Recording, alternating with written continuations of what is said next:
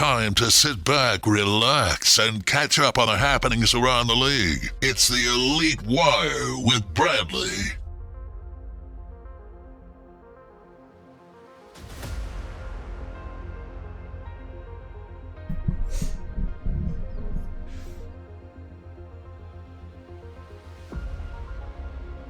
Yo, what's up, Madden Elite?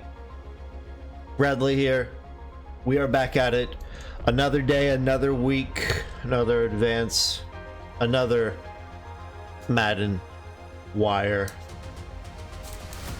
It's been this past week since last time we touched base. It has been a blast in the league. Couldn't be more pleased, more happy with the league. I feel like we're hitting nothing but home runs right now. It's a very, very nice feeling. So we had another Trash Talk Tuesday on Tuesday, and went over amazing. Freight Train is just absolutely killing it with Trash Talk Tuesday. Absolutely amazing show. And to follow that up with, Thursday rolled around and we had our Elite Fight Night. That went over very well. I think that may have been one of our best Fight Night streams we've done so far. We ended up doing 2 games back to back. The first one featured Terrob colliding with Big Time. Terrob had his chance for primetime redemption, though he had kind of already redeemed himself from the week prior, but he got his primetime redemption. But we'll chat more about that in a moment. And then immediately following that, we advanced to the following week, and we dove right into OC and Fun Guy. That game was a blast. I think we basically ran with like an open table, and anyone who wanted to hop in onto the panel, they were more than welcome. And I think at one point we had like 5 guys on the call with us while we were commentating the game. Fun time, really fun time watching Fun Guy play. Unfortunately, Fun Guy didn't get it done for us. I think most of the people on the panel were pulling for Fun Guy, but Fun Guy didn't give us a fun time. Let's just dive right into things though. So the first thing we have on the board to look at, I mentioned that Terrob had his chance for primetime redemption, but he had already redeemed himself. He'd already redeemed himself because the week prior to his game with Big Time and his Alliance, he collided with the only unbeaten team left in the league, Bayman, Vagelman, the champ. If you're Freight Train, the champ pretender, because I think Freight Train had some beef with him at one point in time on Trash Talk Tuesday and Bayman. You should hear what Freight Train says about you behind your back. It's glorious. Freight Train says a lot of really mean things about people behind their back, right? So if you have an issue with Freight Train saying mean things about you behind your back, you need to hop into a call with him on Trash Talk Tuesday and hash it out. Okay, you just need to hash it out. And speaking of Trash Talk Tuesday, I talked about, I'm kind of getting sidetracked here, but we talked about how we had a ton of people on the panel for Thursday's Fight Night, right? Freight Train ended up joining that. Let me tell you what, Freight Train and Cobra on the same call, because they were both on the same call. That was fun. We need to at some time get Cobra. We need to get Cobra on Trash Talk Tuesday. We need to have like a Cobra special on Tuesday, right? Where Freight Train basically lets like Cobra just go off on the entire league, right? Cobra needs to get up a list of complaints against all of the other 31 owners in the league, and we need to run a Cobra special where Freight Train just lets Cobra go off on every single owner down the list and air out his grievances against them. We need to make this happen. Cobra, if you're watching, we need to make this happen. Freight Train, if you're watching, we need to make this happen. Though we're getting sidetracked. Terrob had already redeemed himself before even colliding with Big Time because he beat the only unbeaten left in the league. He took it to Bagelman and he beat Bagelman. However, Freight Train, I have to know, did you sit down and Freight Train, I'm talking to Freight Train specifically right now. Freight Train, I need to know, did you sit down and look at the stats of the game from Terrob beating Bagelman? Because I did. I did. And let me tell you what, like, Freight Train's been on his kick about people like using the tight ends and the wide receivers as their primary receivers. Freight Train, if you've not looked at the stats, you need to pause the Wire video right now, go to your console and pull up the stats from Terrob versus Bagelman. Okay, I'm gonna count to 5, and by the time I get done with this 5, I'm expecting, if you've not already looked at the stats, that you have paused it, you've gone and looked, and then you've come back and you and I are going to chat about this. 1, 2, 3, 4.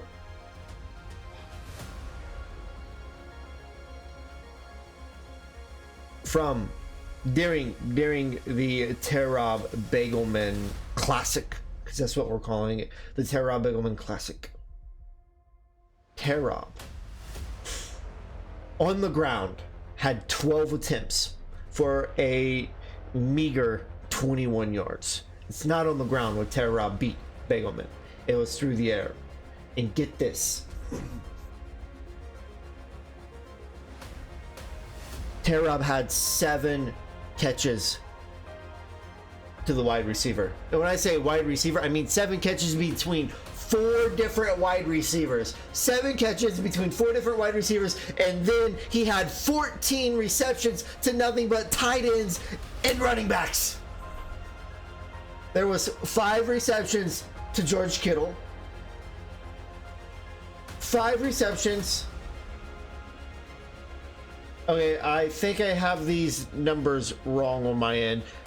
Okay, I think it was 5 receptions to George Kittle, 7 receptions to Mostert, the halfback, 1 reception to the number 2 tight end, 1 reception to the fullback. So all in all, there are 14 receptions to running backs and tight ends. And then between 4 different wide receivers, there's 7 receptions from the wide receivers. What the heck? Oh, it's not that big of a deal to me. Like, I get it. I don't think it's that big of a deal, right? However, I think there's a difference between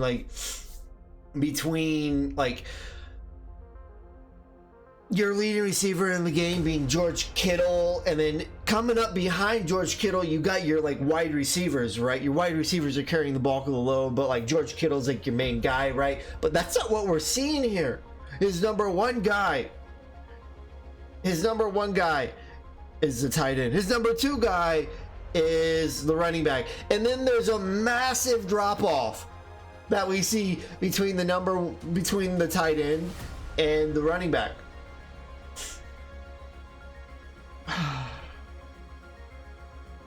I made a statement. We kind of talked a little bit about the running back tight end issue during Elite Fight Night when we had 7 guys on the panel, and then I mentioned there are cases IRL where running backs lead the pack for a team, where a tight end leads the pack for the team. And then there were people on the call, I forget who it was, but there were people on the call no, I don't believe that. And then I said I'll do some research and bring that research to the Wire.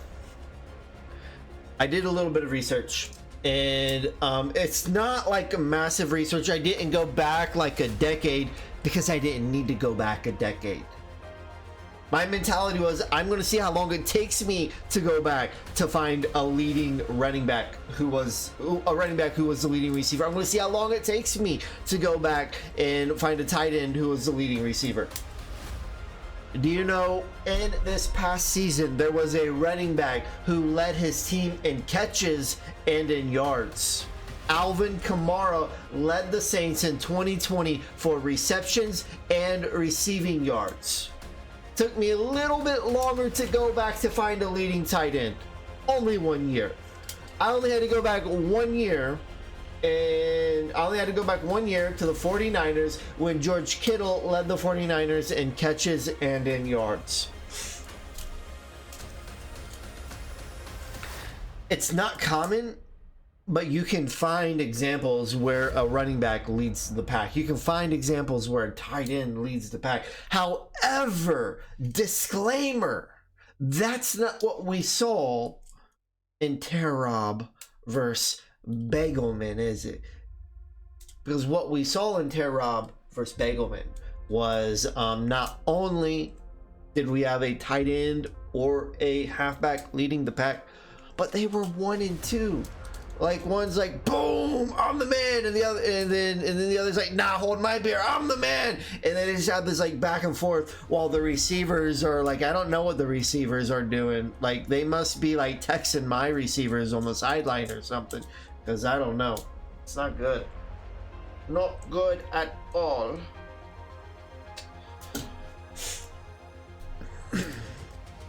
We have talked a lot lately about this situation with the running back and the tight ends, right? Do you know it's easy to stop? It is easy. It is easy to stop these people who spam the tight end all day, and I proved it. I tried to throw Gumbo a retirement party, right?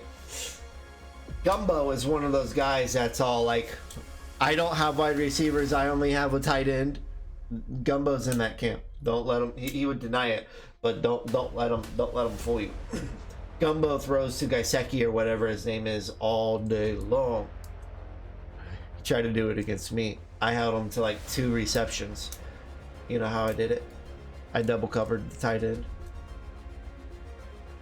My middle linebacker and my outside linebacker, just stuck them both on him. Double covered them pretty much the entire game.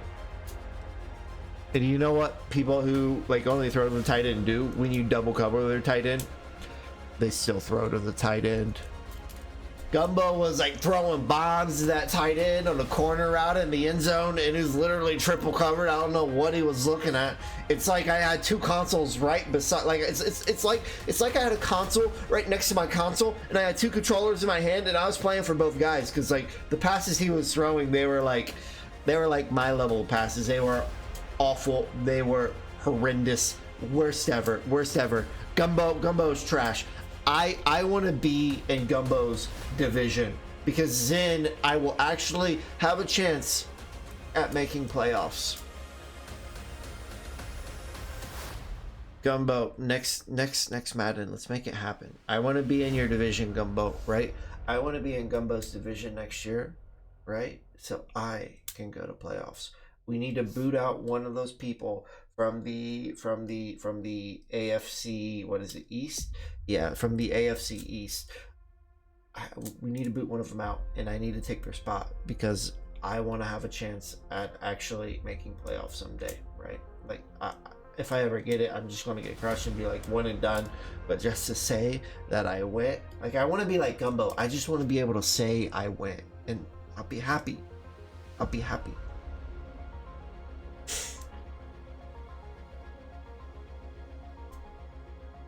You know, after my game with Gumbo, when I almost beat him, because I almost beat Gumbo when I double covered his tight end all game.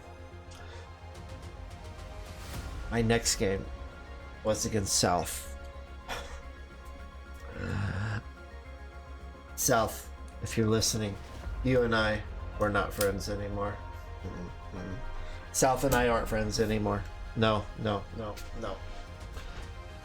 That was a hard loss to take. I took it though.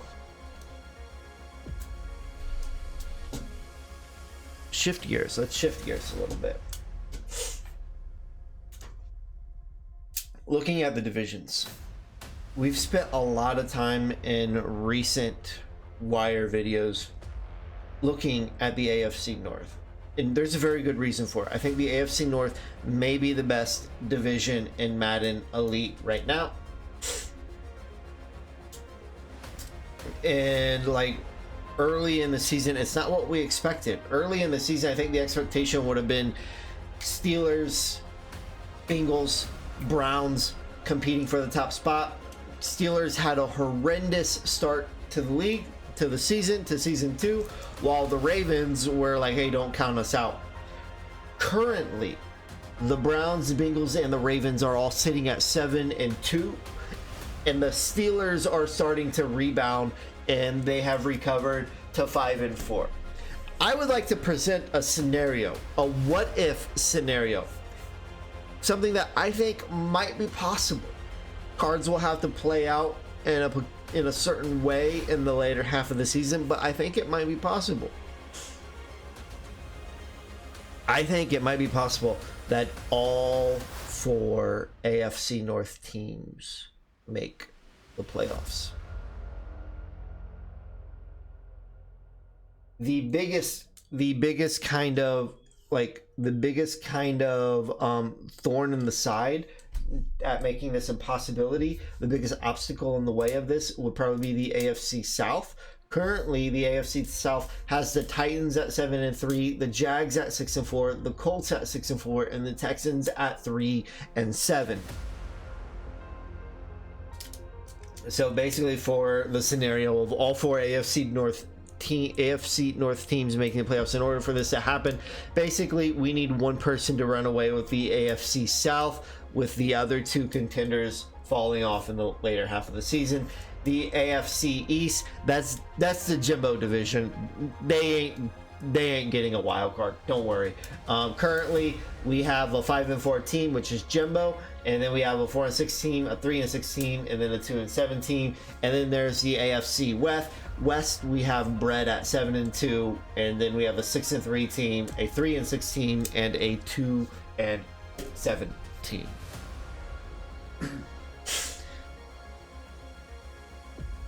I think it'll be cutting it close, but I think it is entirely possible for there to be a scenario with all 4 AFC North teams making the playoffs. So we'll definitely be watching that division as we go along. And really, that's about all we have to look at today. A little bit shorter than what we're used to, but that's fine. We are entering into the late half of season 2 of Madden Elite, and as I said at the start of the show, I couldn't be more happy with the league. I couldn't be more happy with Madden Elite. We are having season 1 was very successful, and I feel like this second season we're just raising the bar even higher. Our media production, I couldn't be more pleased. Trash Talk Tuesday is amazing. The Thursday night fight night streams are going over well, and having a lot of fun doing this. And we will be back doing this next week, next Sunday. Actually, I think the next wire will probably drop next Saturday. Got a few things to take care of next Sunday, so it'll probably drop on Saturday. And then as always, this coming Tuesday, 9 p.m. Eastern, we will have Trash Talk Tuesday, and then this coming Thursday we will have our next Elite Fight Night. So until next time, peace.